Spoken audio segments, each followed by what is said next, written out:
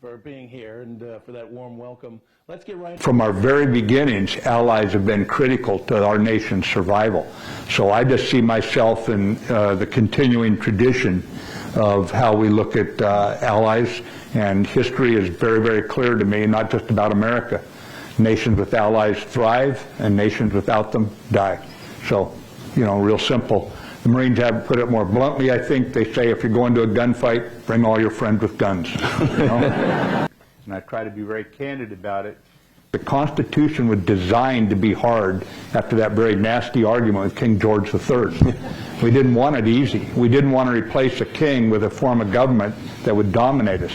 So we said we're going to make 3 co-equal branches, and we're going to see if we can, and by the way, just add a little more problem to it. We'll give one of those branches a bicameral legislation. And by the way, all of them have to work together to govern.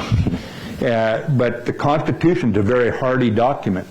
What is not so hardy is this experiment. And we're going to have to rediscover our fundamental friendliness and respect for one another. And respect, I think, goes to how George Washington did it again.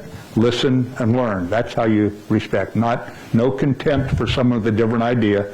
Actually, once in a while, the people who disagree with you might be right. Because in some cases, I did the wrong thing. All we're doing is dividing. I understand we have to divide when we run for election. I'm smart, you're not. You try and say, well, you're right, I'm wrong. Okay, we die, and finally you guys vote. Okay, I lose.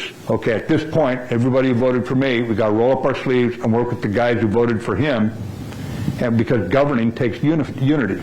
Elections are dividing. That's okay. That's democracy. Sometimes it's not very civil. That's okay, a little raucous. But when it's over, we go back to governing. Governing is about unifying.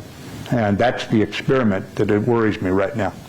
It's not to say that I'm going to say the right way to do something. Over my 40-some years career, there have been times Secretary of State and Secretary of Defense didn't even talk to each other. They just didn't get along. And I said, our country paid a price for that. And I said, I think we've militarized our foreign policy.